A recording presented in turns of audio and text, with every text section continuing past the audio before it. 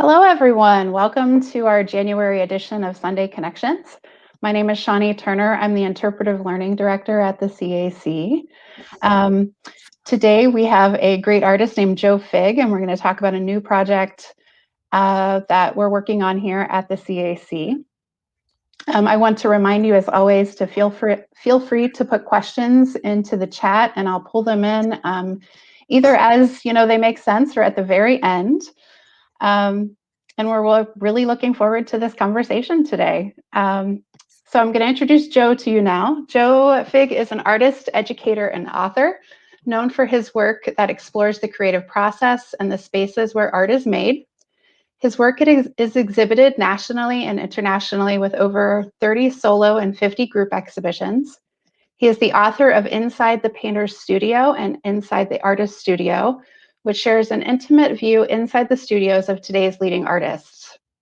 His work can be found in numerous museums and leading private collections, as well as being published in several international magazines. Joe is the department head of the Fine Arts and Visual Studies programs at the Ringling College of Art and Design in Sarasota, and he is represented by Kristen Tierney Gallery in New York. Thank you for joining us today, Joe. My pleasure. Happy to be here. Great. Hello, everybody. So I've asked Joe to join us today really as a way to get to know his work, but also to introduce a new project that we're working on at the Contemporary Art Center. I've chosen to call this Cincinnati Collects. It was the name of an exhibition that we had in 1961, but the theme of it is really something that we've done since our inaugural exhibition in 1939, which is highlighting the private collections of Cincinnati residents.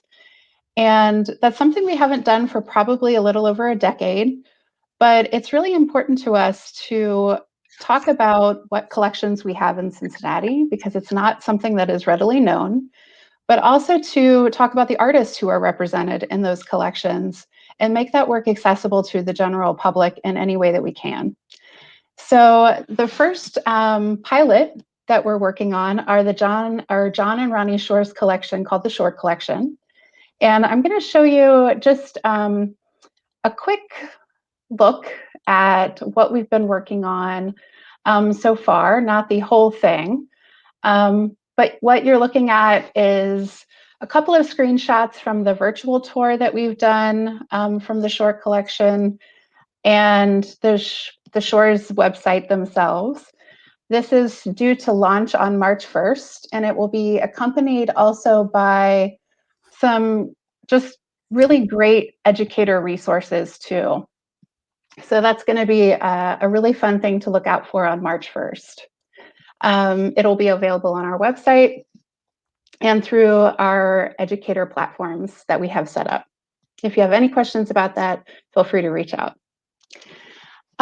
So Joe, I'd like to switch over and talk about, how you got to know the Shores and some of the work that you've done with them. While I was looking at the great collection that the Shores have, I was able to go into John's office and see this wonderful portrait that you created of them. Can you talk to us a little about that? Yeah, so first off, welcome everybody for being out there. I'm happy to be here at the Cincinnati Art Center, the Contemporary Art Center in Cincinnati. The Shores, I first met John and Ronnie. Gosh, they've been collecting my work probably since close to 2000, so almost 20 years ago. Through at first in Boston, the Bernard Toll Gallery, and then they've followed me throughout, and they probably have somewhere around 125 works of mine in their collection. They've been incredibly supportive and very generous, and they're just wonderful, really wonderful people. So kind of about my process and about this painting in particular, John had asked me to do a portrait of him and Ronnie. I believe maybe it was for her birthday or for an anniversary gift, and it was a real pleasure to do. So this was called in the studio, or a studio visit, a visit to the studio, which is basically what my work had been about, which is about artist studios. And there were some challenges with the painting, but in the very end, I was very happy with it. And I can talk about the process if you want to go show some of the Yeah. images. So generally, I don't do very many commissions. These were the images John had sent me, though, to work from.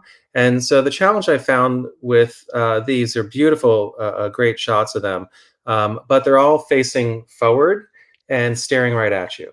And so how do I work with that? So the next slide, I was thinking of Velasquez, Las Meninas. And so the image on the left is my photo composition with them. So basically, I went through and thought what I could have them is have them be the focus, and I'm presenting them with a new artwork, which would be the artwork that is the painting. And then within the background are other images of other artworks that is in their collection. And so first I start off with the photographs of them, and then my own photograph, and this is all basically photoshopped with a bunch of pieces together. Next one. So once I have a lot of the work comes through the composition. Once I have the composition, then it's just a matter of the execution. And so I start off with this is about I think a 4-foot by 5-foot painting. So I'll start off with the drawing on the left, then on the image on the right, I just start brushing in some color to kind of just start building it up. Next image. Oh, that's the finished painting. Next image. Oh, I think that was one of the Oh, ones that just wouldn't translate. okay. Sorry So about that.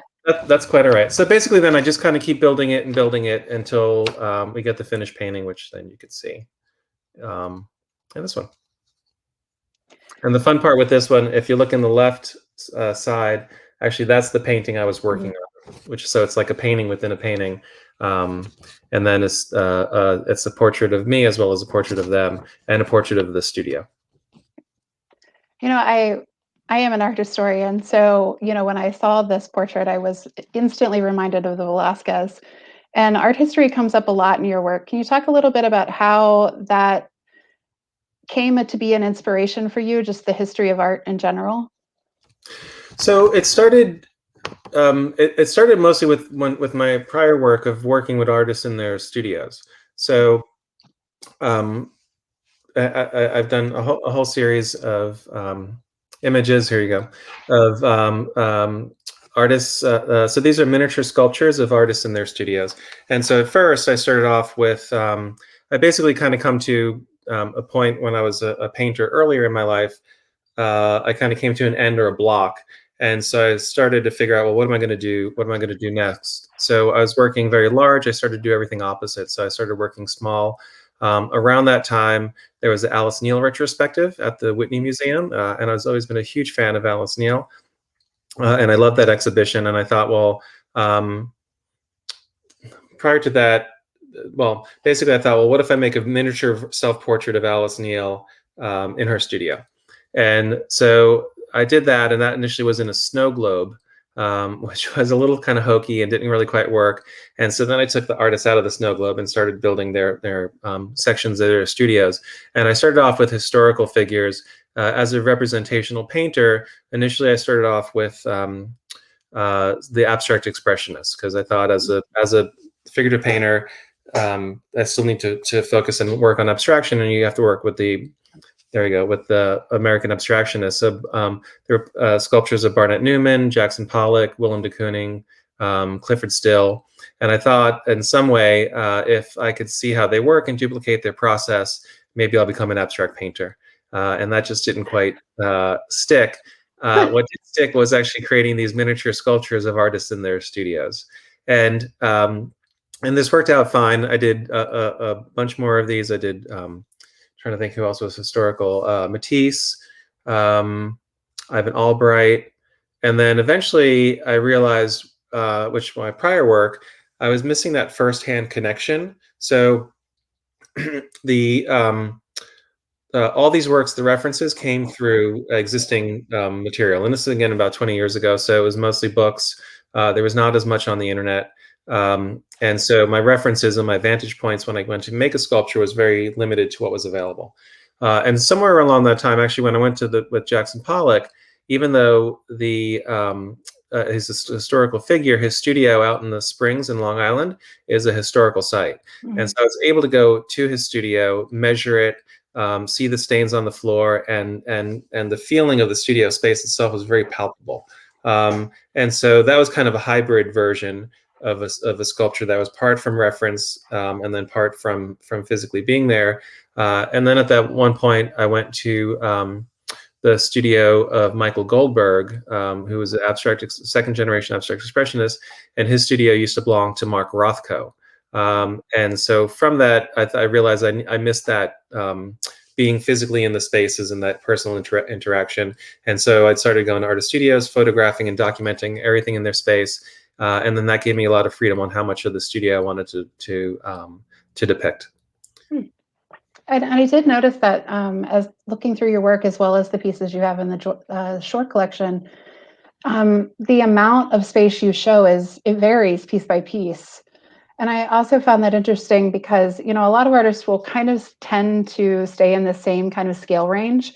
And your work is all over the place, from really small paintings, almost the size of a note card, to, 6 feet, and the same thing with these dioramas. They can be really simple, like the one you did of Liechtenstein, and then much larger and completely complex, like the Jackson Pollock.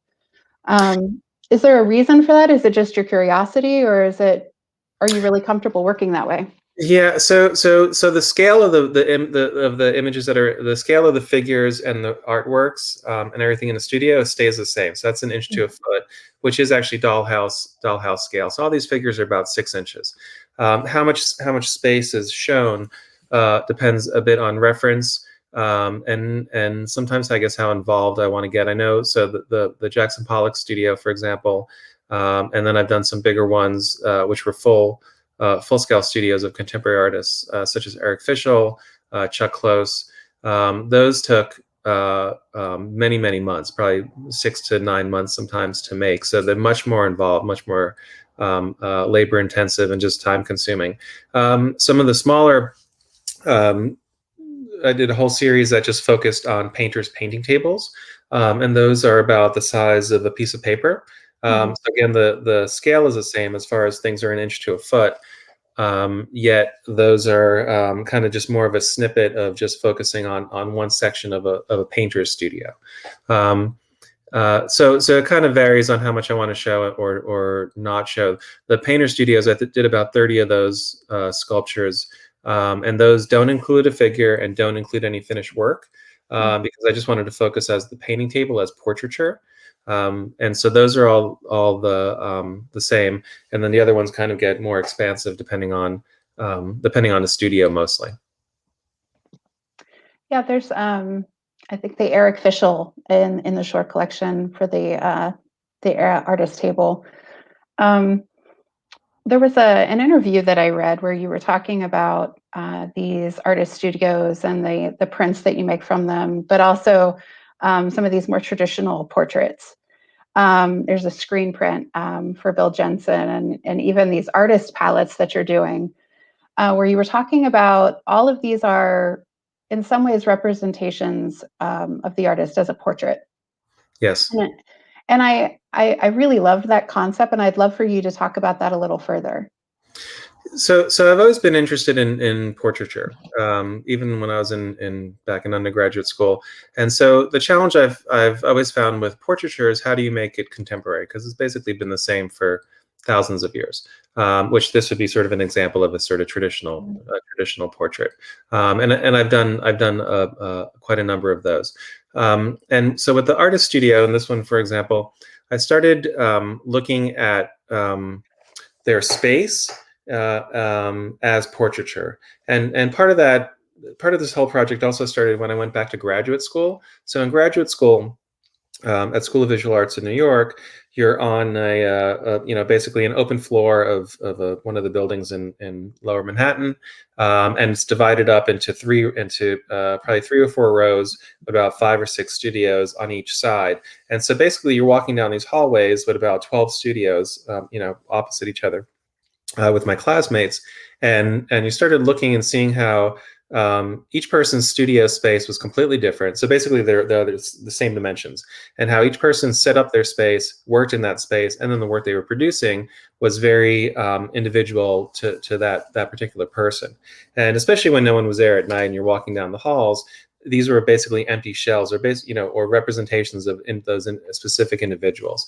And so I started looking at the studio as a form of portraiture, um, and just even and just knowing my own self and how I worked. That was kind of something, and part of this also goes back to when I was about 18 or 19 years old.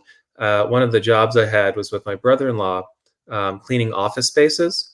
So we go in at night and basically go in and empty the garbage cans and empty the ashtrays. This is when people used to smoke in their offices, and so there was 1 or 2 places that we went, and there were kind of these little cubicles, kind of no different than someone's work desk, right?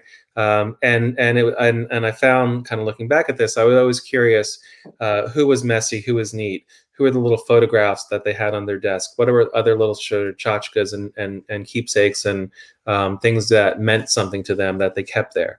And so I'd make up these stories about these people, even though they weren't physically there. Their presence and their artifacts and how they worked was a portrait of them. And so later on, when I started working with artist studios, in a way, I look back and kind of saw that just as an extension of that. And everyone has their own. You can look at your own desk and your own workspace and items you have that are around. Portraits of family or friends, or keepsakes you got from trips, things that mean something to you, how you work. I've been in offices or artist studios or even curators' offices that have stacks and stacks and stacks of paper. I cannot work that way, but that's very particular to their process. And so you take them physically out of it, and then you have a portrait of them. Yeah, we So, have yeah. something in common. I used to go with my mom. I was younger when she would cling banks and things. Oh, And I remember kind of making the same observation of how everyone's desk was very different. And if you walk through the CAC, you'll see the same thing. yes. Yeah. So I'm curious, has anyone ever, before we talk about your own self-portrait in a way, has anyone ever maybe been a little disgruntled at the way you represented their studio? Um, Or surprised? not that I've been aware of. That's good. Um, That's good. most people, most artists, I find. Well, when I go to a studio visit with to do a studio visit with them, they know what I'm going there for, and so they've been. I can't believe how generous.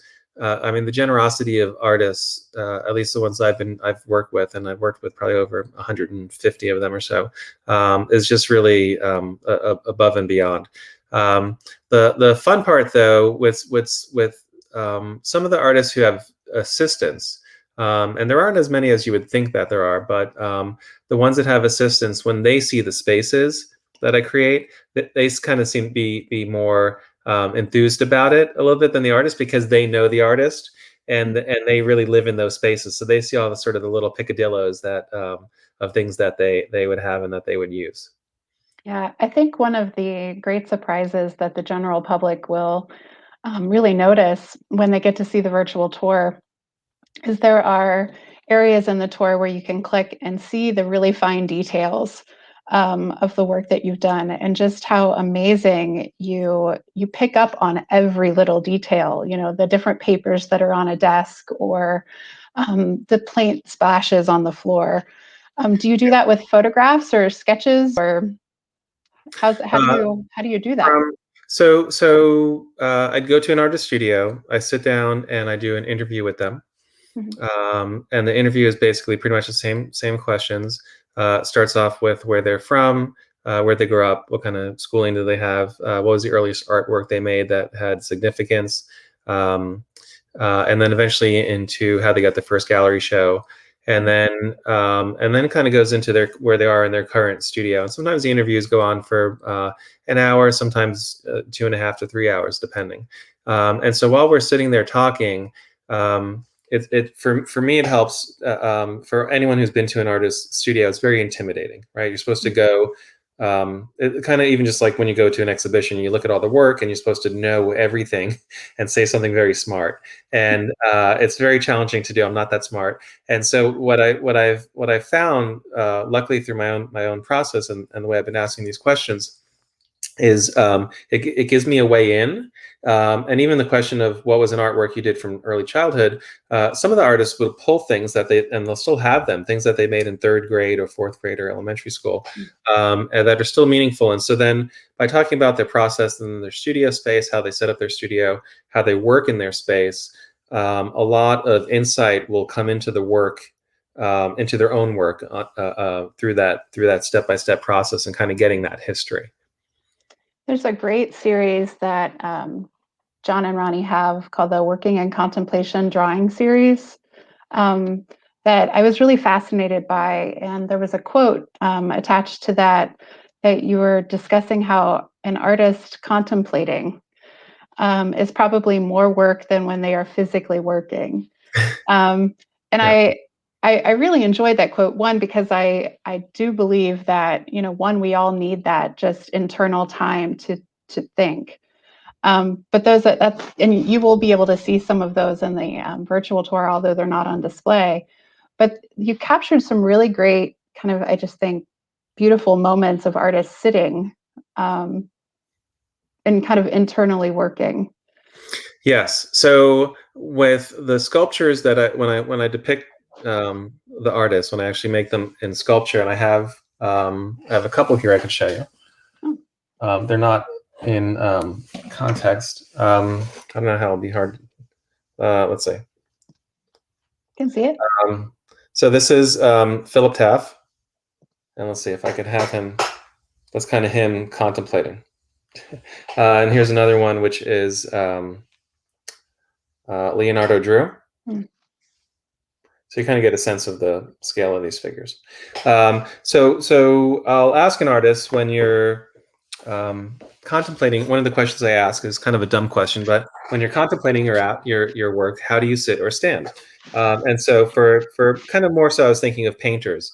And many of them have their own chairs, specific chairs that they sit in, or they'll stand in a certain way. And so then I ask them to kind of get in that pose. I'll photograph them in the round, and then I make these miniature sculptures of them. But the act of contemplation, it really seems like one of those moments where you're not doing anything, where I do believe that artists are really working the hardest. And that kind of also goes to kind of moving forward with looking, right? Mm-hmm. And a lot of this now for me starts with when I'm composing the compositions, probably more so for paintings and sculptures, is really moving those, moving a figure an eighth of an inch this way or an eighth of an inch that way. How much is cropped of the figure? How much do I move something in from the left? How much do I show? And it's really, it's sort of the formalist side of me, even though my work is very figurative. I see myself more as a formalist. So it's still about line, color, composition, form. Even though there are figures and real objects, it's still, how do you make a good composition? And so anyway, so that's and that comes in with the contemplating. That's funny. Now that I think about it, I've found, since I'm here in my new studio and I'm working on these smaller paintings, what I do is outside, sort of where our kitchen is, leading down to the hallway. There's a wall. There's a section of walls, just small, maybe it's about 3 feet wide, before it goes into the dining room. And so I've been using that to put my paintings that are in process or that I just finished up there. And so it gives me a way to kind of see them and look at them sort of in passing. Instead of just being in the studio contemplating. And I found a few other artists kind of do the same thing, where they'll bring works home with them at night, or even though there is that great moment of artists kind of, contemplating, there's other ways as well, is when you kind of want to catch something by surprise. Mm-hmm. And kind of see it fresh. I know a lot of artists also will duck in their studios at night, just to kind of see what they did, during the day as well. But that moment of contemplation, I just love it. And then also it goes into just being a figurative painter, capturing their body posture. The way, the weight of a back leg, or a hand on a hip, or kind of just their posture. It also goes into a portraiture of who they are and how they stand. That's very individual as well. So I have a quick question, and then I want to go back to this idea of looking that you brought up.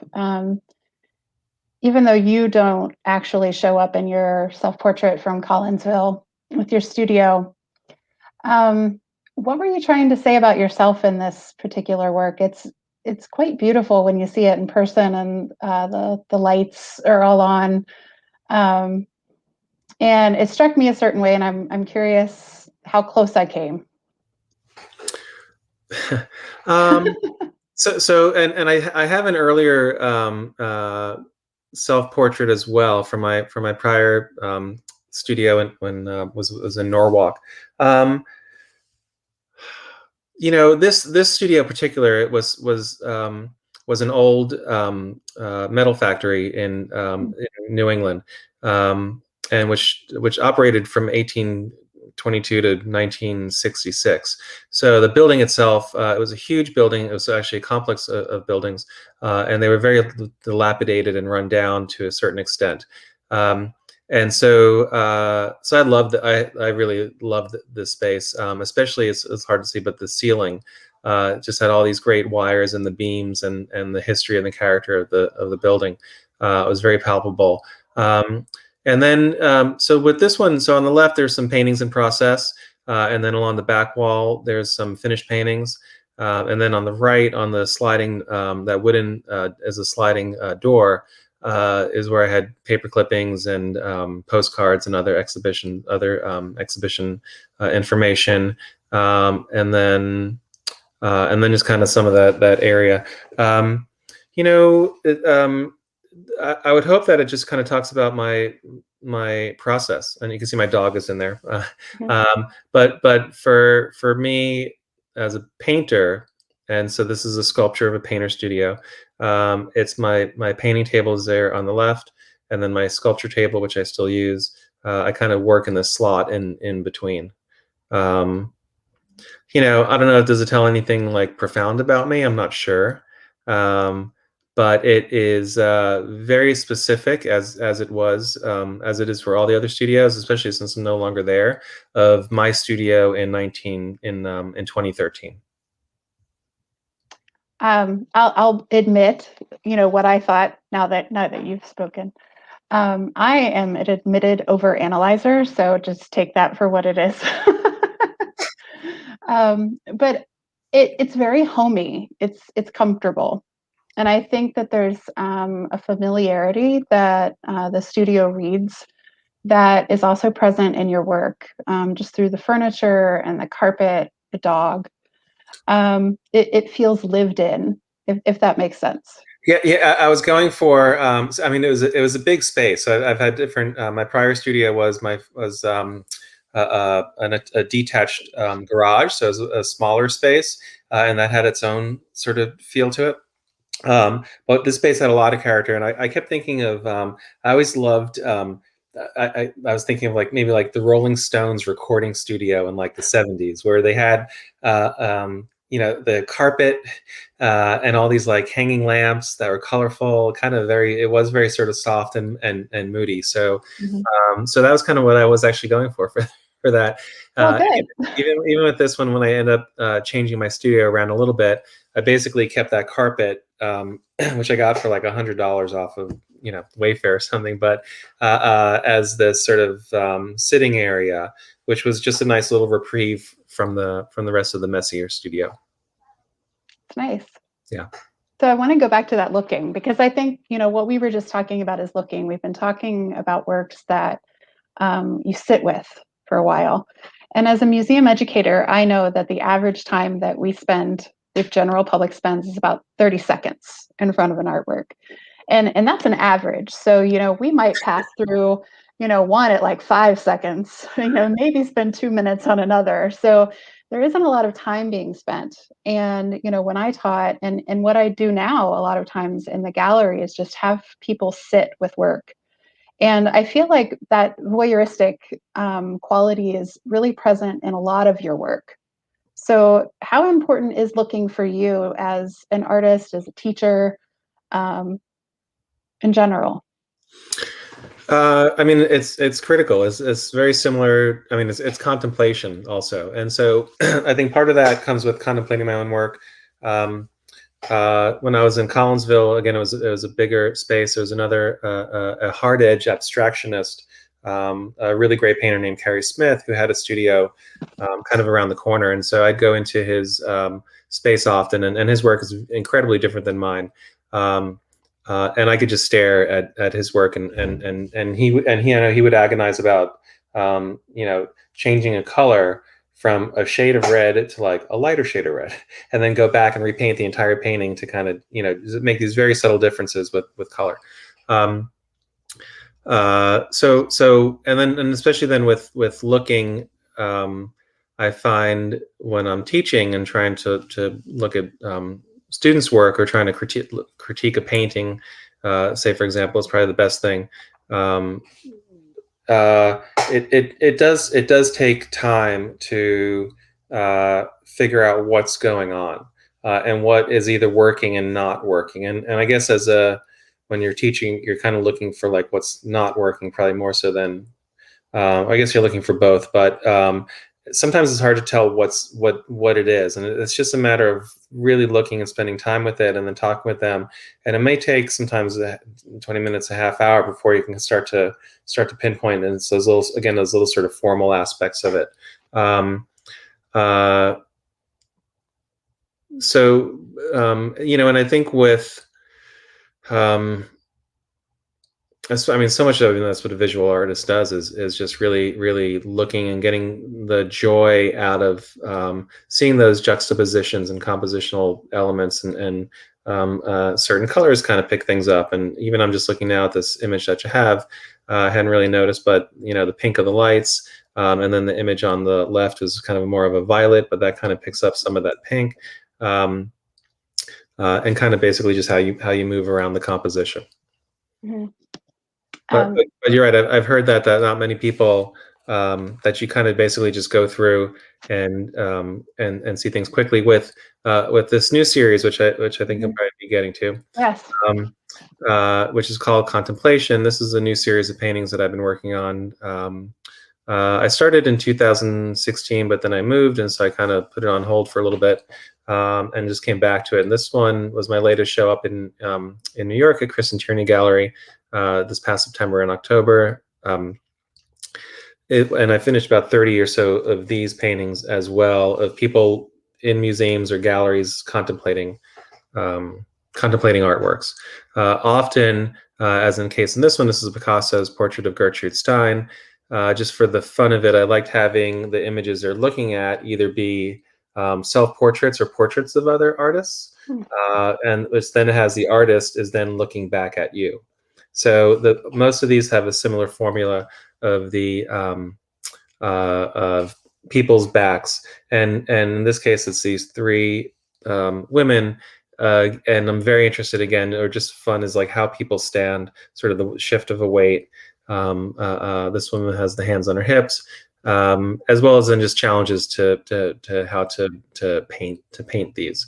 But I found with looking, um, when I was doing in the middle sort of this project, I was at the Metropolitan Museum, and there was a woman staring at a Rembrandt self-portrait, and I kind of walked by her, and I wanted to look at the painting myself, but she was really like right in front of it and wouldn't move, and so it kind of sort of edged. So I gave that maybe about 10 minutes or so, and eventually I went off and looked at the um, German Renaissance painters. I came back probably about a half hour, and she was still there staring at that painting. Wow. Uh, and so she was really having a connection with it, and so I really admired that. I thought that was incredible, because you're right. We keep hearing that people often will just breeze by paintings, or they kind of see it, but they don't really look at it, or they go by, especially more so today, and will take a picture of it, and it's like as if they've captured it, but again, they're really not looking at it. Hmm. Yeah, I've noticed that. I actually made a conscious choice not to do that in galleries anymore, because I was taking a photograph and I really wanted to remember it, but then I realized I was really only seeing it through my phone or my camera. Um, Yeah, so yeah, and kind of the benefit I've had with this series, because obviously I am taking photographs, so I'm kind of contradicting myself. But um, when now, I'm sitting there painting a miniature version of Picasso, and it's actually funny. I hadn't really considered. I mean, these are small scale. I have here. I'll just show you one I have, just to yeah, give you an idea.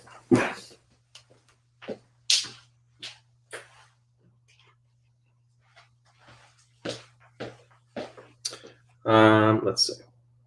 So this is one I just hmm finished. There you yeah, go. So you get a sense. So the scale with these, generally, there's not much difference between the scale of the figures in these paintings and then, let me pull this one up. The sculptures that I was making. So then when it comes time to replicate then this painting, so was an exhibition that was in New York this past fall of Frederick Church and then Rothko. It's a little hard to say. There's mm, Rothko in the back at Manutian Gallery. Um,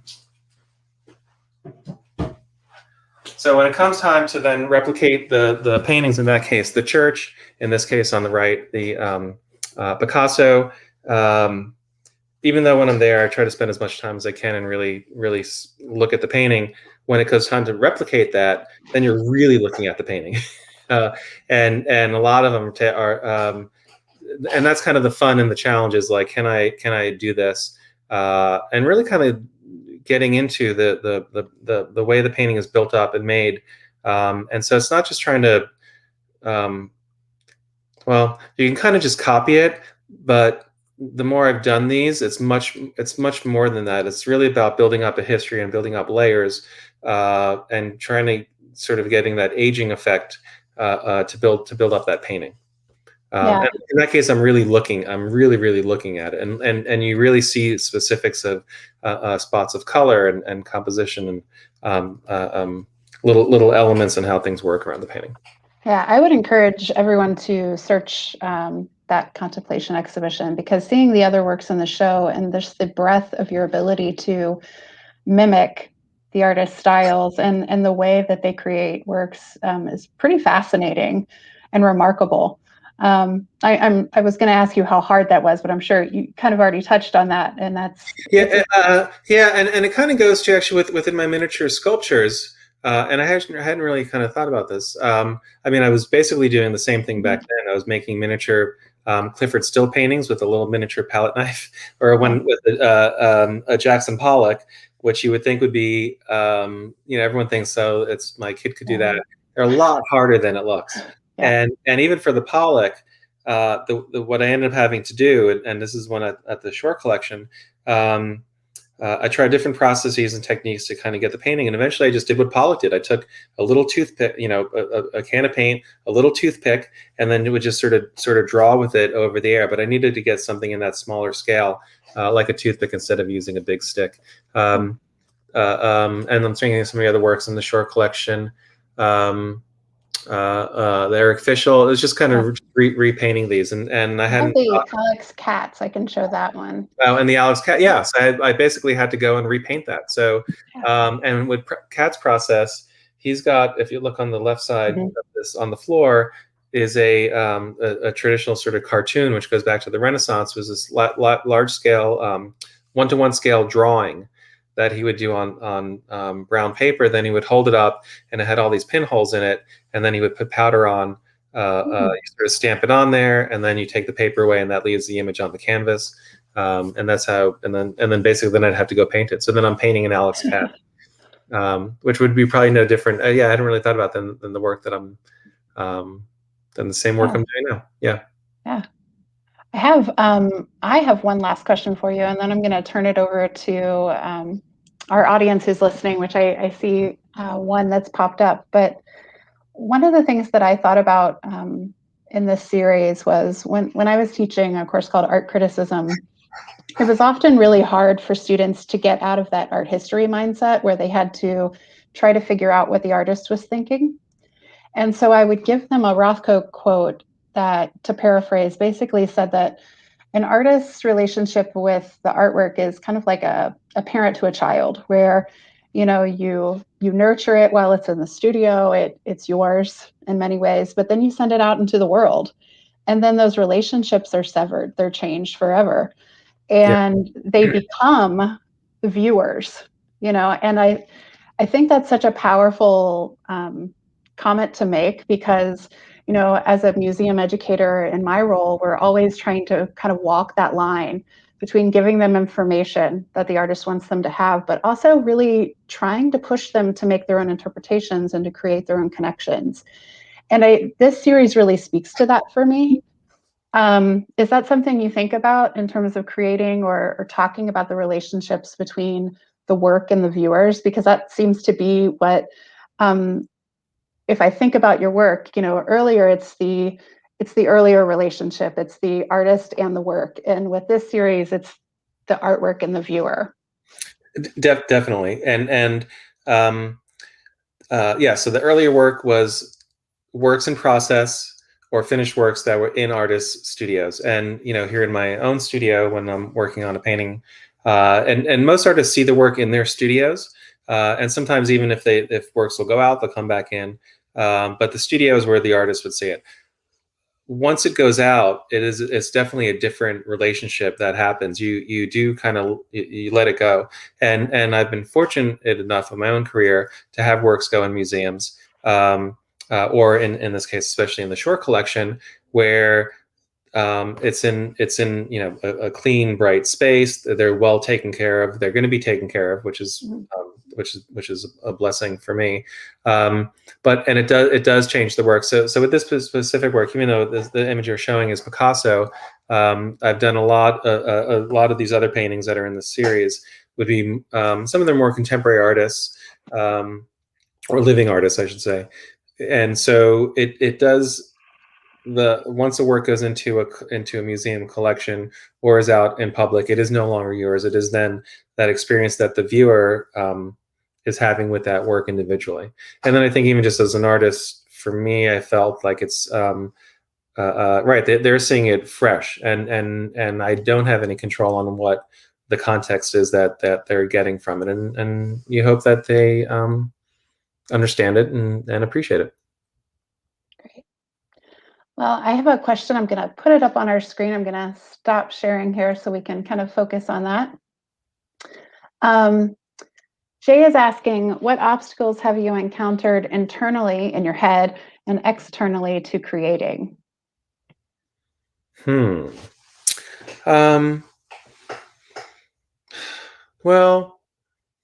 I'm a big believer in just working. Always trying to do something in your studio, and often that the challenge is before I was working on these small scale paintings that I've been doing now for the last several years. I had a sort of between them. I was looking at artist studios, creative spaces. What are other creative spaces? And I'd done this large scale painting of a concert, and I kind of thought that was kind of some place to go. Then I started doing these huge paintings that were about 7 feet of other museum spaces. The Air and Space Museum was one of them in Washington, D.C. And then halfway through, I realized, like, this is going to take a long time. And do I really care about it? Was more of a tourist museum as opposed to a art museum where people really cared. And so eventually I kind of just dropped all that after months of working on it and got back into these smaller works that I'm doing now, that which are more intimate, and where people really cared. So as far as, I guess, obstacles, in that case, it's the creative obstacle of, once you and I've talked to artists about this, once you finish a body of work that is successful, and I've had a lot of success, especially with the earlier work with the artist studios. You don't know if that's going to continue. You hope it does, but there are these moments where you're going down a path, and at some point you have to make a decision if you want to continue that, if it's working or if it's not working. But I think, but it definitely comes out through the work, and to continue to keep working, that you're only going to get to that point, to kind of sit and contemplate if you are to come up with ideas. I always find is very challenging, because then you could just sit and kind of think and think and think. I think through the process of acting and then actually having something to look at if that's working or not is get you past that. I actually received a text question as well. So Sure. from a prior student, she wanted to know how you balance your life as a working artist and a working educator together. Good. That's a good question. So it's definitely changed since I took this position as department head of the fine arts program at Ringling College. So I can quickly go because these are some of the questions I ask my artists, right? Like, how do you go? So at some point, I was in New York. I worked at School of Visual Arts in the administration for about 10 years. And then I would do my work at night in my studio. And that worked out fine, and I was kind of doing this. Then I went back to grad school, started making the miniature sculptures of artist studios. Again, this was in the early 2000s. Showed at the first Scope Fair, sold all that work, and was able to quit my job and just do that full time. And so I did that for quite a number of years. I have a great wife who has a good job, and we were able to support. We had kids at the time, so we kind of balanced it out that way.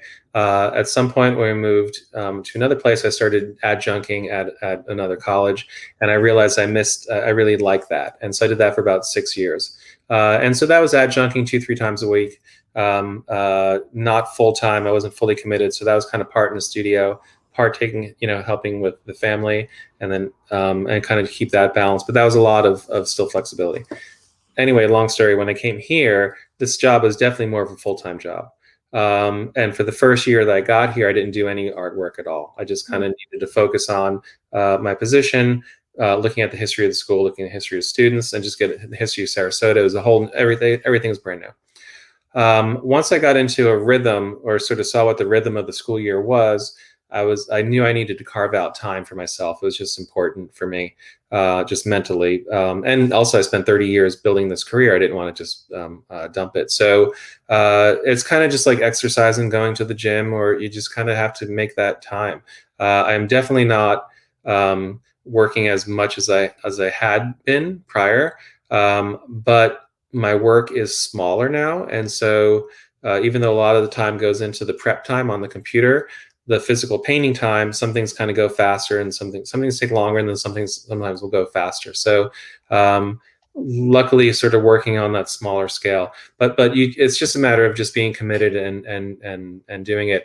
And luckily last year I had a deadline for an exhibition, so you got to make the work, and so I would just work at night after dinner, or just try to get more balance. It's amazing Yeah, amazing what a deadline will do, right? amazing what a deadline will do. All right. So Chuck is very appreciative of our conversation, but he'd also like you to talk about the background of your space that you are in. So I know it's your studio. You want to tell people? Yes, it is my studio. Unfortunately, I can't really take it. So the challenge here in Florida, or in Sarasota, is that it's much more expensive. And at first I looked for some rental spaces to get studio space, and it just didn't seem feasible. And I'm about a half hour from where the college is, and I didn't want to kind of go back and forth. So we looked for a home that had a spare room in it. So it's not a very large space, and I could even just kind of anyway. There's this finished room sort of off of the garage. It's narrow but long. And as a painter, I basically just need, I think Chuck Close had said, I painted in the smallest garages and bedrooms. Once I have my back to a space, I could be anywhere. And so as the challenge is, compared to my previous studio, which was in Collinsville, which was about 1,000 square foot space, basically when I was painting, I was just painting on the one wall. So you don't really need much. It was nice having other work out. But when I came here, so the one thing I built was that storage unit in the back, which has all my paintings and sculptures and other things like that. On the far end is my, I can't show you, but basically my desk that I'm sitting on. And there's other sorts of stuff that are around it. And then in the middle, I paint in a slot. And let's see if I could, let's see if I do this over here. I'll just show you generally how I work. So I have my painting table in front of me. I have my wall that I paint on. I have other paintings that are sort of lined up in the queue. And then I have my painting sculpture stand over here. And so basically, this is kind of all the space that I need. You know, it's like I mix my paints, and then I do my painting, and then sometimes when I'm finished, I'll put some work up on that far wall over there. And I do have these big windows, which I closed off. So there's not like natural light, so it doesn't feel, even though it's a small space, the windows help make it feel like a bigger space. And so, you know, there's a few artists I know. Don Eddy, who's a photo, one of the early photorealists. He had his loft in New York, and his wife is a painter. His wife had this huge space on one end of the loft, which I guess my space is kind of like a mini loft. And all he had was kind of really no different than I had. He had a section of their living room that he just had his paintings area on one side. He was very neat. He had a small little table that was maybe 2 foot by 2 foot. He worked with airbrush, and then just had a wall to put the painting on. And so you really don't need much. So I've been even though I kind of get jealous and I miss my old space very, very much at times, this has been actually working out perfect for me. That's great. Thank you for the tour. That was great. You're welcome. I know that there's always, I think, a mystique and magic around, you know, the behind the scenes of an artist. So I appreciate that. And you address that really well too in your work. Yes. As long as you can see on this side, well, yeah, you can see my painting table. So, you know, as long as I got my good table against some natural light, you know, my painting wall. It took a while. Once, I think the hardest part was kind of just breaking the space in. It wasn't until I built the rack in the back and started bringing my work in. And started getting some paint on the walls and drilling a whole bunch of holes in the walls that it started to feel lived in and comfortable. Well, we are at our time for today. I want to thank everyone watching for your questions and for listening. And I want to thank Joe especially for taking the time to talk to us today. Looking forward to working with you more in the future. And I hope everyone joins us next month on the 28th for a sneak peek at Joan Tanner's exhibition, which will be opening on March 5th. I hope you all have a great day. Thank you. Thank you all for coming up.